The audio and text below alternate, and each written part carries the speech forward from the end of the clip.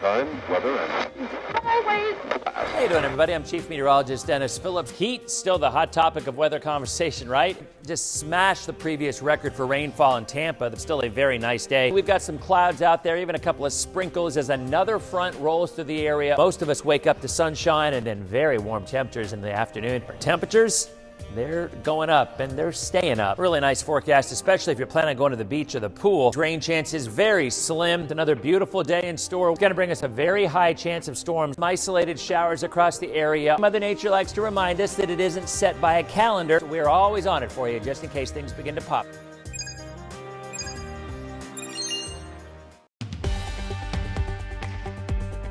Streaming from the ABC Action Weather Center in Studio A, this is Dennis Phillips Live Plus.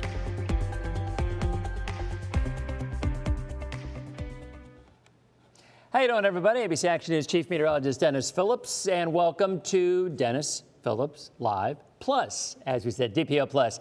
It's our Wednesday night, and this is a little bit of a different focus, thus no hurricane hoodie on, a little more formal, because we have some guests and we're going to be talking about hurricane preparedness. Obviously a hot topic of conversation.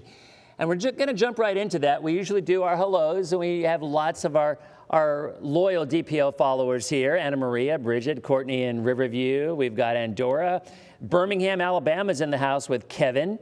Vicky, how you doing? So Sunrise, how are things in Sunrise, Susan? Well, that's kind of what I want to talk. So here's what we're going to start with. We're going to give a quick overview of what's happening around areas north, and then we're going to talk a bit about hurricane preparedness, getting a kit together. And we're going to talk to Scott Shalley. Scott is the president and CEO of the Florida Retail Federation, and he's a native Floridian. He's been in Tallahassee for 40 years, and we're going to talk about how we take the best advantage of these tax-free times. And for a lot of folks who are new to Florida, and we all know there's a lot of folks new to Florida, there's apparently just seems to be a one-way route in here.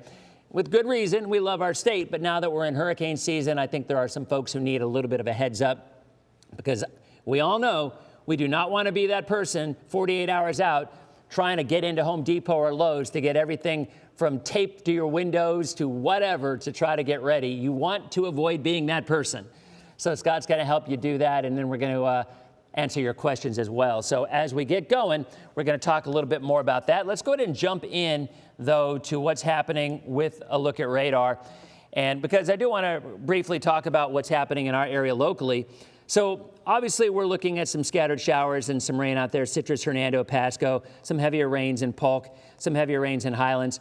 But I mean, I think the big question is yesterday we had 8 to 10 inches of rain in my house. Sarasota had a foot of rain, and Sarasota had, in a 1-hour stretch, Sarasota had their greatest rainfall that they've ever recorded in a 1-hour stretch. 3.92 inches of rain, greater than any hurricane, greater than any tropical storm. The atmosphere is absolutely juiced. So if you remember, for the last week to 10 days, the models, the QPF models, in other words, how much rain was going to fall, started that rain pretty much over the entire state. And then it ended up going more to the south. So why is that? Well, we'll touch on that briefly. But again, I want to look at what's happening across the area. You can see the rain across Citrus County, rain across Hernando County, rain in Polk and Pasco. And this is actually moving more north to south around low pressure. And that low is why you're looking at this. Because remember on Tuesday, we were talking, and we had all that rain on Tuesday. We were talking about disorganized low pressure, just a blob, really with nowhere to go for about 3 or 4 days. Well, that low got its act together faster than anticipated. Now, if you've noticed, the Hurricane Center has been showing that little yellow X over Florida as it goes across the state and moves into the Atlantic. Well, that little yellow X was not supposed to exist based on most of the models. And once it got organized and started moving, it pivoted the axis of the rain to our south. That's why that entire rain shield went from central, north, and south Florida to just South Florida. And it's one of those things where, again, I lucked out. I got 8-9 inches of rain at my house yesterday. Sarasota had a foot of rain, some other areas 2 to 4, but a lot of folks not nearly as much. And it's one of those things where, yeah, you know what, we want the rain, but then again, look at what's happening right now in South Florida. There's a flash flood emergency in effect in southern Broward and northern Dade, and we're talking catastrophic flooding. When the Weather Service uses a word like catastrophic, the only other time you'll see a word like that used is when they're talking earthquakes or when they're talking Cat 5 hurricanes. So you're talking about significant flooding across South Florida, and they're going to end up seeing 18 to 24 inches of rain before this is all said and done. They've already had over a foot of rain, and in some cases up to 18 inches of rain. Now, as that low, the one that I'm talking about, lifts north tomorrow or starts to, it's going to start to take some of that rain back north along with it. In other words, back into our area. But I will tell you, as the low pulls away, yeah, the Hurricane Center is saying there's a 20% chance it becomes a named system or a depression. It's going to be leaving. So as it leaves, the moisture plume is going to be thinning and weakening. So yes, I do think we're going to start to see a better chance. And we talked about this yesterday. Today, I thought the coverage would be lower. Tomorrow, it should be higher again. But here's the rule. Here's the good news out of all of this is that we are now in an atmosphere that's absolutely primed with moisture, and we're looking at an east to west flow for the next week. An east to west flow is exactly what we want to hear to break a drought in our area, because that is our summertime pattern with our afternoon and evening storms. So what I think happens starting on Thursday through next week, we are more inclined to see more sunshine, more humidity, that sounds like Florida summer, and a better chance of our afternoon and evening storms. Are we going to see numbers like we're seeing right here? We are not, but we're also not done with that rain. Now, the Weather Service is still very aggressive in their rain coverage tomorrow. I've actually backed off quite a bit because I think at some point you cut your losses and you're like, all right, you know what? We're not going to see the kind of totals that they had in South Florida, and thank you very much. I don't want to see the kind of rainfall that they're getting in South Florida. So that's kind of what's happening in our area locally. We're back to more afternoon and evening storms. The brush fire threat is much, much lower.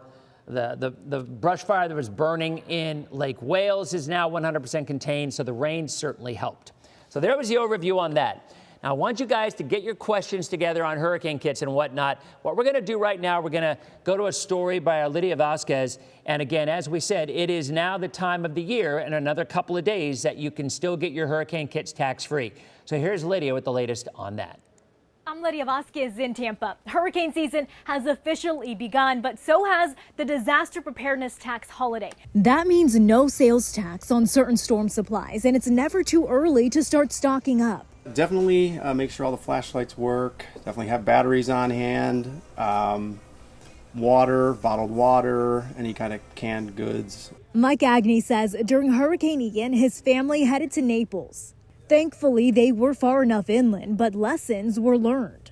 We almost ran out of gas coming back from Naples, and there was nothing open on the way up here. So extra gas is always good to have on hand. Now this season, Agnew is stocking up on the necessities, saying he plans to take advantage of the sales tax holiday. So here are some items you can stock up on over the next 2 weeks. Portable self-powered light source. That could be flashlights, lanterns, or candles. A fire extinguisher with a sales price of $70 or less, a smoke detector or a smoke alarm under $70. Of course, you want to make sure you are stocking up on batteries. You never know how long you could be without power, and portable radios can be life-saving. And generators can provide light and preserve food if your power goes out. Any $3,000 or less is tax-free.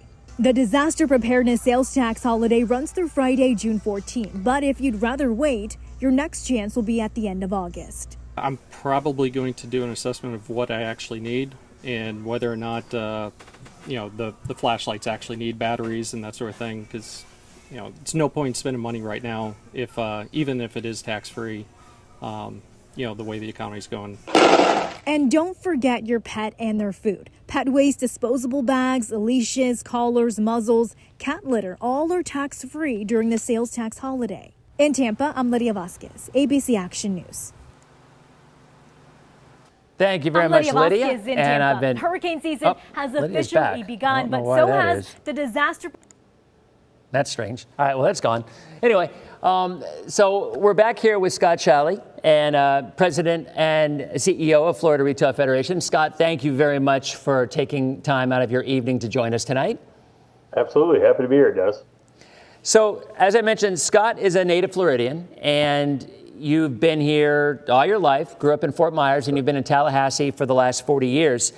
So I want to talk a little bit about, I think we talk often about what everybody needs in their hurricane kits. Right. But the last guy that we just heard from brings up, I think, a really good point. For some, there are folks who really can't afford the high-end hurricane kits, the generators, the whatnot.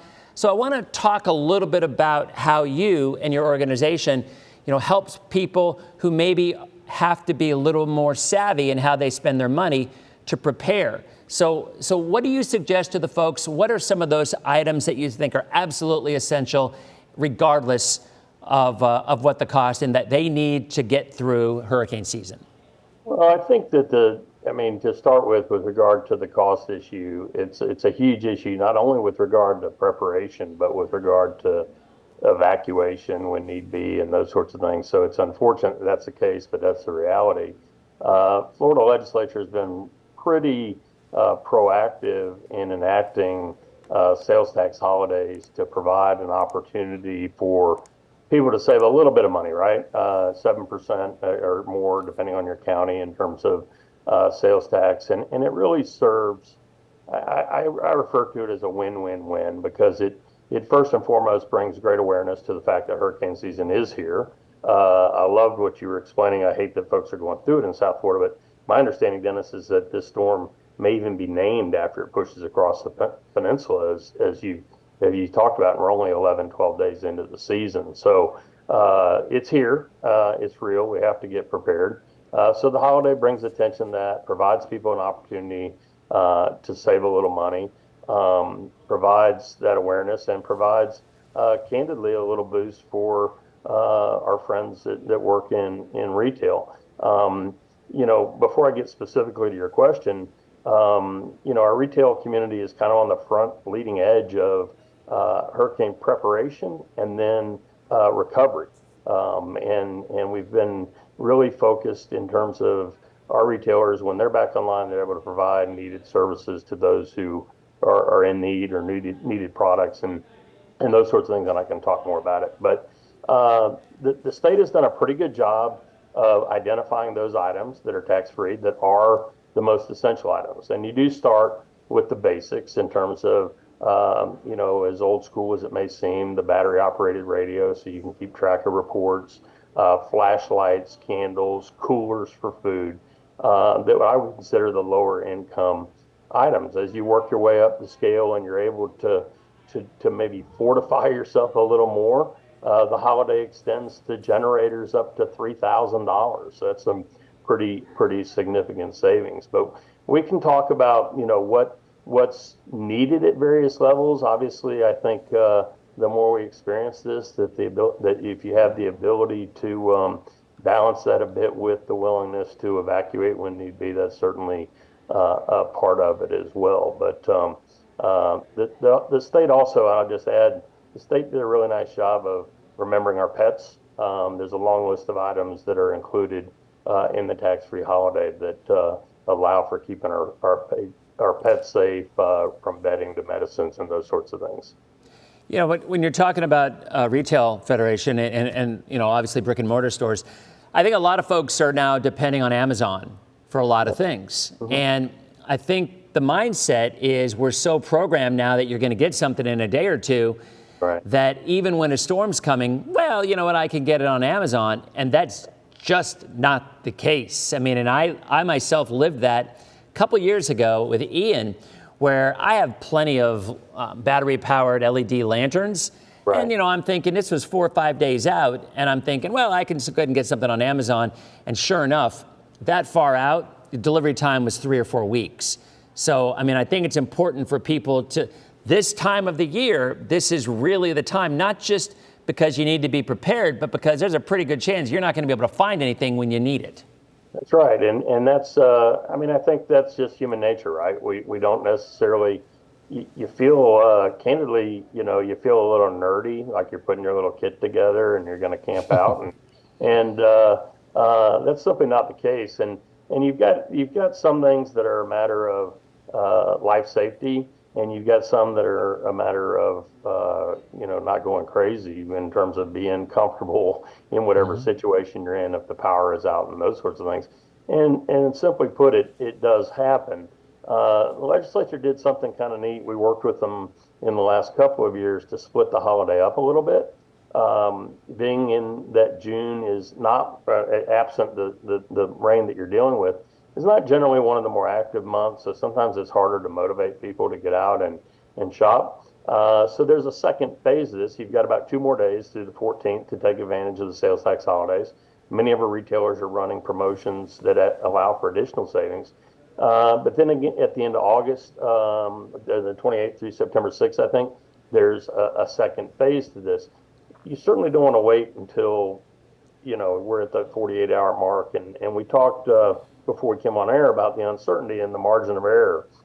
And as cautious as you may be about evacuating, things can change pretty quickly. And you may find yourself in a situation where, as you said, water is not immediately available, or, whether it's you're not able to cook and you need canned goods and these sorts of things that are really essential. And I think that as a native Floridian, I will say this, I don't know of anyone that has stayed twice through a significant storm. Okay, we have this, as native Floridians, we have this bravado, we have this, I've seen that storm, I've seen this storm, I've done it. But if you've had a direct hit from what's considered a major hurricane, and all of them I think are in their own way major, there's not too many that say, hey, that was fun, I want to do that again. So preparedness is definitely key. Yeah, that's a great point. And there's a meme out there where they've got Floridians when there's a Cat 3 hurricane coming, and it's the guy from 300, and he's like, yeah. And then there's one when it's like it's going to be 50 degrees, and they're all like Monty Python running around like from Excalibur. I mean, you're right, that there is that bravado. You are 100% correct. But the one thing is, and you bring up an interesting point too, I remember back in 2004 when we had Charlie, Jean, Francis, and Ivan. And after 2 or 3, I really started to sense there were some people saying, you know what, I'm out of here. I've had enough. And we haven't had that in a long time. Now, we've had some big storms. We've had Michael, we've had Ian, we've had Irma, we've had Adalia, we've had Wilma. But we haven't had that year where I think people are seeing it over and over again. And you wonder at some point in time that's bound to happen again. Yeah, for sure. I mean, and I have friends that were in the Miami area for Andrew that I feel like every time there's a thunderstorm, they go to Iowa. It's like they've had all of that they ever want to have. And I'm not trying to be alarmist about it. I recognize the financial practicalities. I recognize the fact that more often than not, it's not a direct hit, right? So it's all, people have to make their individual choices and balance that out. But there are certain things that it's a good idea to have on hand for sure. I had somebody in an interview earlier in the week talk about the importance of this being forecast as one of the most active seasons in a long, long time. And candidly, to me, that's irrelevant because I've seen, we all have seen, you're in this business, Dennis, but we've seen very active seasons that have had record numbers of named storms that have had zero impact on Florida. And at the same time, we've had seasons that weren't all that active, but all you needed was one that I can assure you there were thousands of Floridians that would call it an active season, if it was over your house. So it is what it is. We'd take a little bit of your rain right now because it's been hot as can be up here. And that means those Gulf temperatures are soaring. And as somebody who's a little bit of a weather nerd, I would say all the signs seem to be there that it's going to be pretty active. So you are preaching to the choir because what you just said is what I've been saying. I don't care how many storms form if they're in the middle of the ocean. And by the way, Scott, you can even go statistically and look at the numbers. Now, the Panhandle is different. The Panhandle likely would have a greater risk of a landfalling hurricane if it's a more active season, especially in a La Nina. But in our area in Central Florida, West Central Florida on the coast, the numbers just don't show that the odds are any greater in an active season or an inactive season. It only takes one. We always use the example. You brought in Andrew. I mean, back in the early 90s, 92, it was a quiet season. We didn't have the first named storm till the middle of August. Right. And if you tell people in South Florida that 92 was a quiet year with Andrew, they'd probably argue with you or punch you in the face. Right. So, I mean, you know, it is something to remember. Yes, there's going to be a lot of storms, but that does not necessarily mean we are talking direct landfall. I want to ask you a little bit about the aftermath. So in terms of after a storm, you know, people forget. I think they get all focused on how bad the storm will be with the wind and the rain and the threat. But the aftermath is something many people have never experienced, and often it's worse than the storm itself. Yeah, absolutely, and that's a big challenge for our retailers. We've had Governor DeSantis and Governor Scott before him have both been really focused on, you know, what can we do to get the private sector up and running safely, obviously after things are cleared. So because we provide so many needed commodities and things to the consumers. But our retailers are also made up of people, right? You know, so their houses, they've had to evacuate, and that comes first. The safety comes first for sure. So we work very closely with the Department of Emergency Management and Emergency Operations Center on what's going to be the best pathway to, as people are available, to get them back in. But everybody, like progressively, I think, has to be patient in their own way. First and foremost is life safety and power issues with down power lines and those sorts of things. So nobody needs to be on the road there. And then we do have some people from the retail community and other healthcare providers and others that to get facilities back up and running. But it's so when you are in a situation where impact is you're pretty certain that it's going to affect your area. If you have the means and ability to evacuate, it's a pretty good idea. I mean, it just from the standpoint of it's going to take a while for things to get back up and running. It's going to take a while for the roadways to feel safe.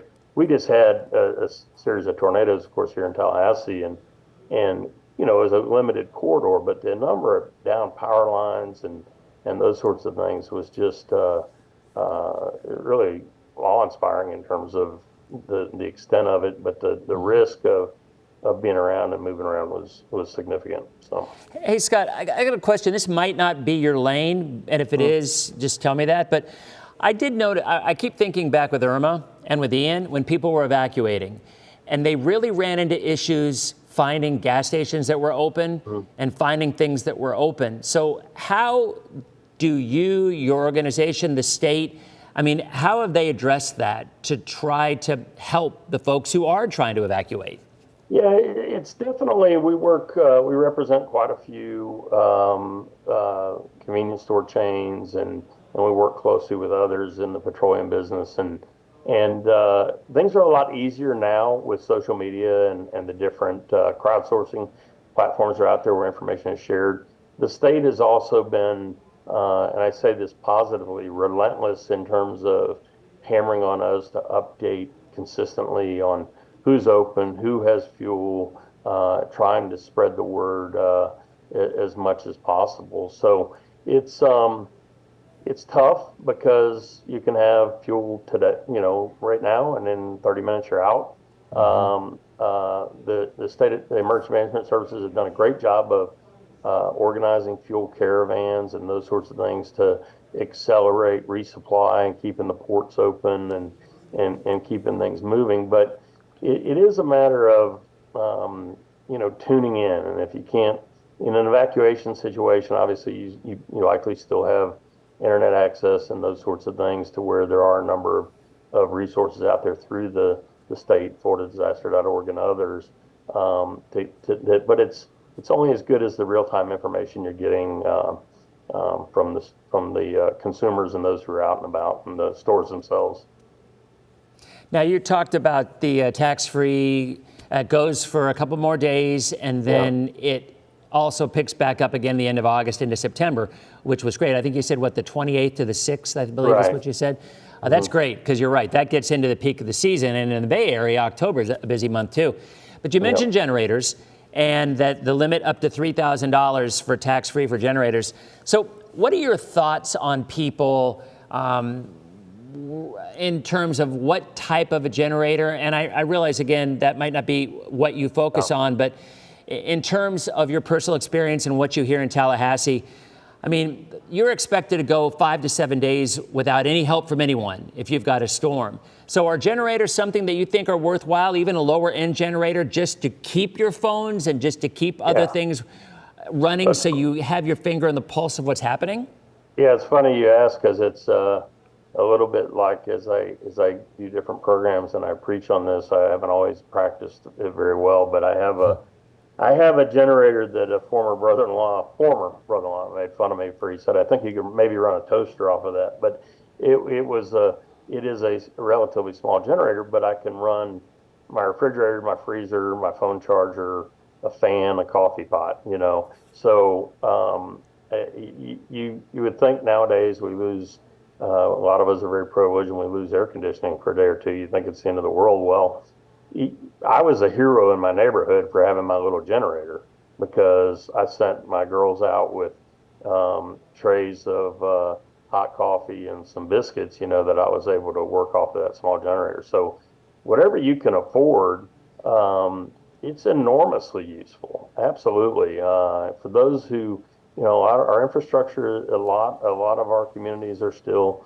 above ground wires. They're very vulnerable. Our utilities do a really good job of getting things back up and running, but it doesn't take long. I mean, you know, in terms of food waste, in terms of connectivity, those sorts of things, to where it falls into that category of, if you can afford it, and the ones that are available at our traditional hardware stores, and not even getting into the more fixed base that'll run your whole house kind of thing, but the ones within that $3,000 limit are well worth the investment. And all you got to do is use it once, and you're glad you did. Now, with that in mind, you got to prepare with regard to fuel for those. And I think sometimes, just real quickly on the fuel issue, sometimes we're our own worst enemies, because we do hoard a bit, and it causes sort of its own crisis, to where if you just take what you need and plan for, you know, I think personally, and I don't know that I'm quoting any official recommendation, but 2 to 3 days, you're either gonna, you know, you're gonna get through it and you're gonna get things restored, or you're gonna find somewhere else to go until it sorts itself out, if it's that bad. Yeah, Joe mentioned battery inverter generators are great. There's some other folks with lots of great comments on this as well. And I think the one thing I always have to mention to people, and if you're new to the whole world of generators, you never, ever want to use that generator in your garage, or even more in your house, because every storm you hear about people dying from carbon monoxide poisoning from not knowing that you cannot run your generator inside. So you need to have it away from the foundation, away from any air access where that carbon monoxide, and you know, I would even suggest, if you have a carbon monoxide tester, or like a fire detector rather, it's probably a great idea, because it's just a tragic story. People are just trying to make it through after the storm. And unfortunately, it happened with Irma. I remember, I believe, a family of 3 or 4 in Polk County died from carbon monoxide poisoning. It's unfortunate. After the storm goes through, you see chainsaw accidents and electrocutions from down wires. So it's an excellent point to make, and it's very, very important that folks use those responsibly, for sure. So we're going to continue on Facebook. Our streamers, y'all are going to be finished in about 45 seconds. So again, recapping, Scott Shalley, President and CEO of Florida Retail Federation. This particular sales tax holiday ends which day? The 14th. The 14th. And the second one, which I don't remember them doing before, which is pretty awesome, is August 28th to September 6th. There's a list on our website, abcactionnews.com/hurricane, that gives a list of all of the items, what the limits are in terms of the costs. and the dates in which you can accumulate them. So again, we're going to continue on Facebook and answer some questions there. But Scott, and for the streamers, I want to thank you for stopping by. Again, very, very heavy rain around South Florida right now. It's going to try to move back in our area. Tomorrow, rain chances bump up to about 50 or 60%. Streamers, you have a great night. Okay, so the streamers are gone. So that was as of 8 o'clock. Dominique is asking about portable air conditioning units. Scott, what do you think about that? I don't know enough about them, to be candid. I'll admit what I don't know, and I just don't know enough about them in terms of, it certainly sounds appealing at every level. I don't know what they draw on a generator and those sorts of things. So, well, I will tell you, I have one. We had an addition to our home, kind of a mother-in-law room, if you will, and we had a portable air conditioning in it. Now it's built into the wall, but I lost power for 5 or 6 days with Irma. And the thing that people forget is, you know, you make it through the storm, it's still Florida, it's still summer, it's still 90 degrees out, and the humidity is 11 billion %. So, you know, it's miserable. So having a portable unit, as long as, remember, you need to have it where there's access to a window, to obviously for it to really work, it can be really beneficial. And I ran on my generator, and I'm kind of like Scott, I don't know the size of this generator. I bought it on, I think I got it on at Sam's for like $600. And I ran my freezer, my refrigerator, the portable air conditioner, several lights, and charged, I think I never tried my microwave because I think microwaves draw a lot of power. But I mean, that was plenty. And it ran that AC and kept me very comfortable for 5 days. The thing you have to remember, as you mentioned, you need gas, and these go through gas pretty quickly. And I did notice that containers are also part of the tax-free holiday as well. They are. So, you know, I don't know the safest way to stock up on that. I mean, obviously you wouldn't want to have those gas containers in a garage or something, I'm assuming. But to answer your question, you can get a portable air conditioning unit for $200 or $300 at Home Depot, a small one, because all you're trying to do is hold yourself over. I mean, that's it.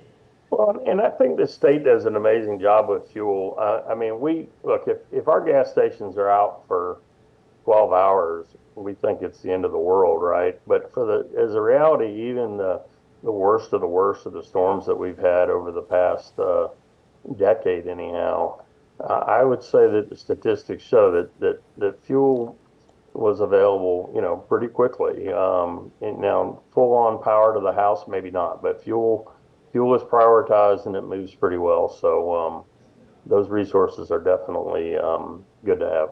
And that's good to know, because I will tell you, with Irma, you remember, it was a nightmare, people trying to evacuate because there were too many cars trying to get out of the Bay Area. There weren't enough places open, and people were just stuck on the side of the road out of gas. No so we also, you know, people asking, you know, questions about, you know, safest places to store, you know, propane gas and generators and whatnot. I mean, that's something that we also have on our website, abcactionnews.com/hurricane. I think, you know, in terms of how you handle the convenience stores and whatnot, Scott, are there any laws now that are in place now that weren't in a place prior to Irma that maybe make it more of a mandate that these places are open, or has the state done anything to make it more easy for these places to get? Because I get it. You mentioned it earlier. If you have a family, are you going to want to work at a store when you're not really sure if your family's safe? So I guess what is done to kind of keep that where everything keeps running? Well, the only thing that I can speak to that I saw in terms of mandatory was with regard to like assisted living facilities, nursing homes being required to have backup power. We have seen more and more of our individual retailers put that in place as well. The requirement exists for those that are pumping fuel. You know, so those kinds of things are out there. I think that the state, our emergency operations center is second to none in terms of the country and the protocols that they use as far as priorities of the things that need to move most quickly to keep people safe. And fuel is obviously a huge part of that, water, refrigeration, those kinds of things. So all of that works through some pretty strict protocols within the EOC. So, but having known and worked with quite a few of the past directors, they'll all tell you that every storm they learn something new. You know, and try to build upon that. So we get better every time. Unfortunately, we're getting a lot of experience. So it's, I appreciate you taking the time. I guess if I have one last question, especially for the new folks, people who are new to the area, or maybe the people who just don't pay much attention in the past, what would be your top pieces of advice to people as they're preparing for this upcoming season?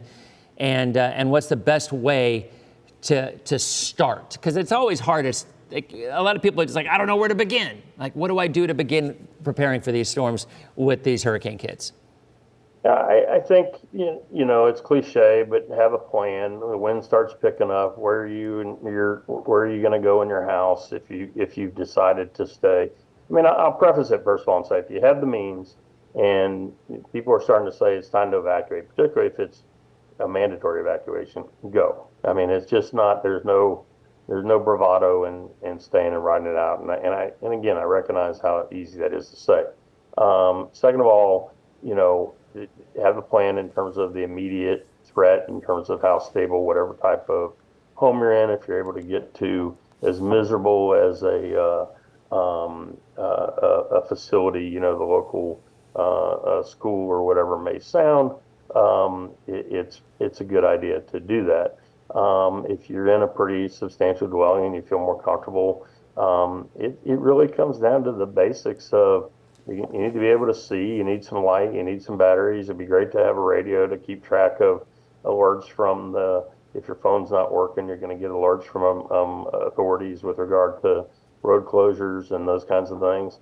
And then, you know, some water and stuff to get through at least a 24-hour period to where you start to see what the path forward is. So I always hesitate a little bit in terms of, you know, you touched on the generators, and that would be super high on my list and is super high on my list, but not everybody has those means, you know. So it's really being willing to go to a shelter and, you know, crowd in with some folks and get through it, because there's two parts getting through it. And as you said, the hottest, most miserable, muggy day of any year usually is about 24 hours after the storm's passed. So you want to try to avoid that.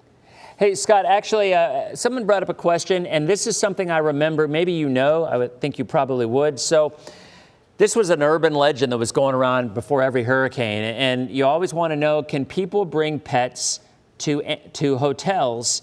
And is there a law that says that hotels are required to allow pets to come in? Because I seem to remember that floating around over the last several years, but I never really got the answer.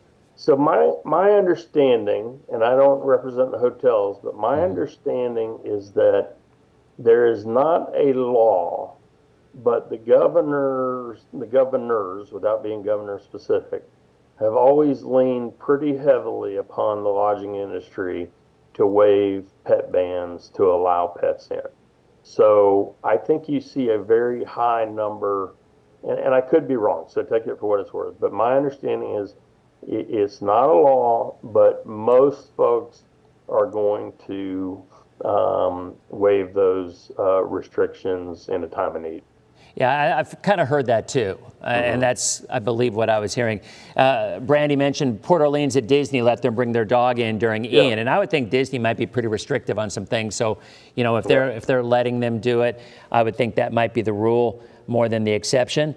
That was a question that somebody had. So, and again, one other person just asked, and they're just joining. They kind of come and go. I want to know when the dates are. The tax-free dates go to the 14th, and then they start again August 28th to September 6th. So again, Scott, thank you very much for your time. I appreciate you taking it out. Hopefully it'll be a quiet season. I'm not so sure it's going to be, but hopefully we'll be ready as the season progresses. Again, Scott Shalley, President and CEO of Florida Retail Federation. Scott, thanks so much for stopping by.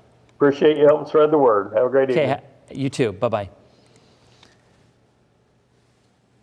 So that was very helpful. That was great right there. Scott giving some good information. I was looking at some of the comments as we go. One of the comments, shocker, oh, the forecast wasn't very accurate yesterday. Well, duh. I mean, let's be honest.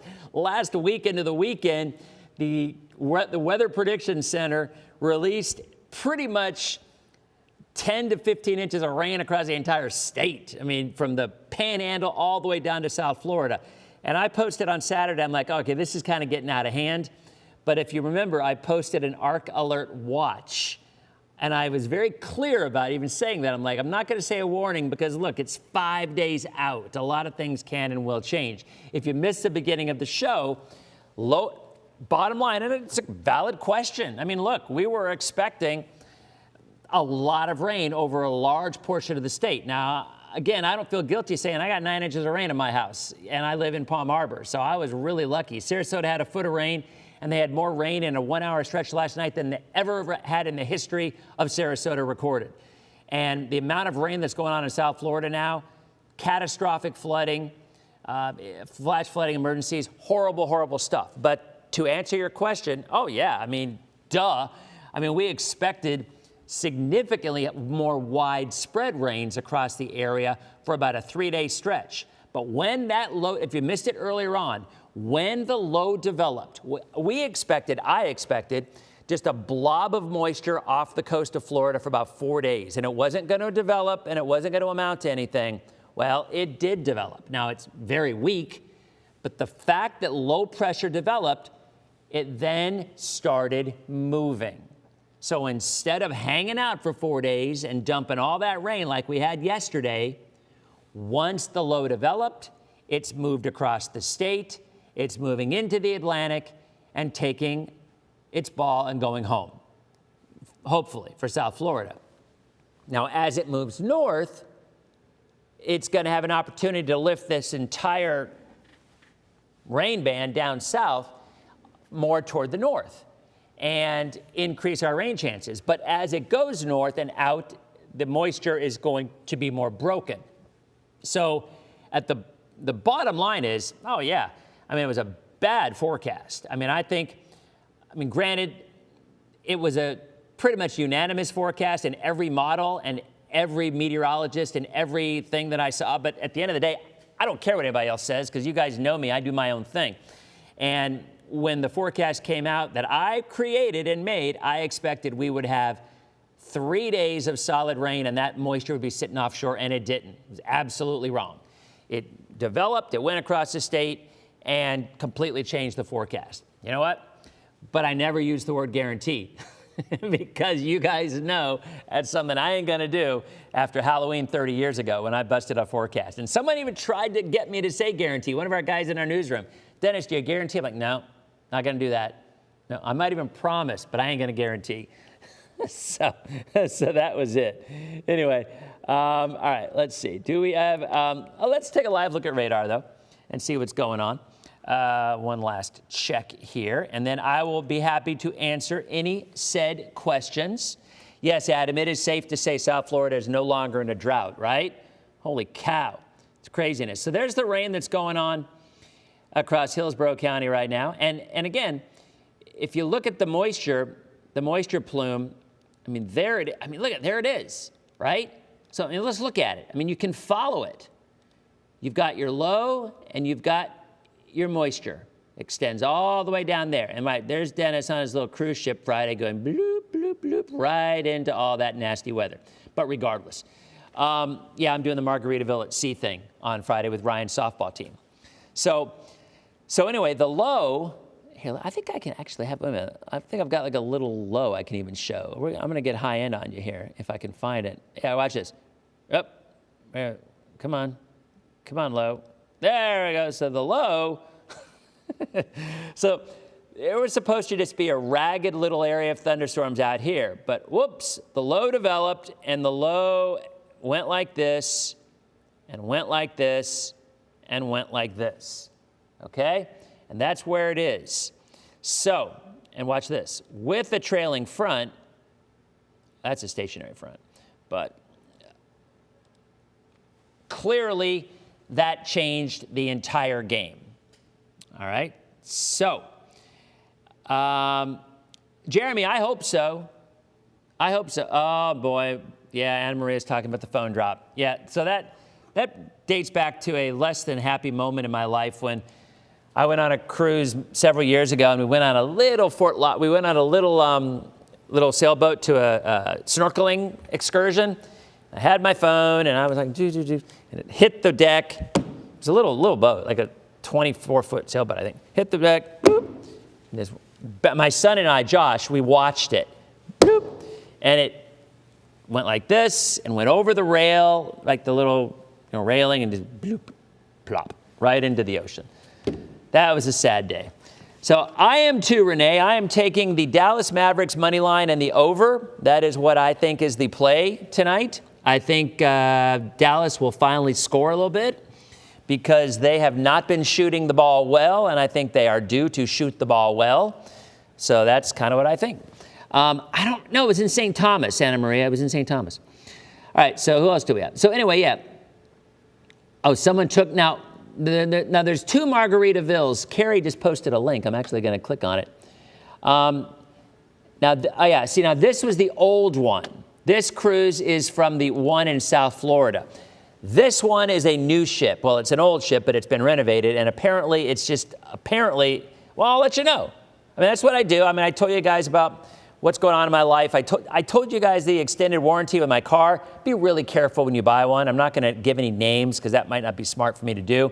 But let me tell you, the one I bought was really lame, really bad. And they had my car 6 weeks before I could get my car fixed. And it was like pulling eye teeth trying to get them to approve every little thing. And even though I did what I needed to do, they did not want to approve stuff because I had only had it for about 3 or 4 months. So they're like thinking, oh, well, this guy had a broken car before. No, I did not. But my point is and I Google searched and I did everything, but this particular company, which is a large one, was the worst experience ever in trying to get my car repaired. So if you're doing an extended warranty, be really careful. Like really look at the reviews and not the paid ones, or try to get some word of mouth from people that you know, because the one that I went through, I would never recommend to anybody. It was just an absolute horrific experience. Okay, so Panthers in 4? I don't think so, Adam. Matter of fact, I think Edmonton's going to win both games in Edmonton. Ooh, how about that? Yeah, I think the Oilers at home I still think it goes 7. We will see. But anyway, as for the Margaritaville at sea, it's a newer ship. It's 20 years old, but they've renovated it. It's all new. This is its inaugural voyage. And my daughter's softball team like, hey, let's go on a 4-day cruise out of Tampa. So, her team's coming and the girls are going to be running around, so it'll be fun. So I'll let you know because the prices are ridiculously inexpensive compared to some other cruise lines. Okay? So, and it's out of Tampa. So if you're thinking about going on a cruise, I'll let you know what my thoughts are on this one. I've been looking on today and yesterday because there was a little media preview, I think, yesterday. I didn't go to that, but I was looking at some people who did. So, I'll let you know how it goes. All right, so the forecast for tomorrow, let's go ahead and look at Futurecast. All right,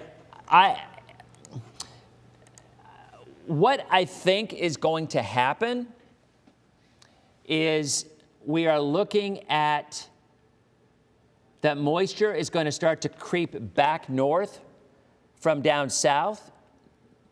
But see, as the low, see how it's starting to come in from the south?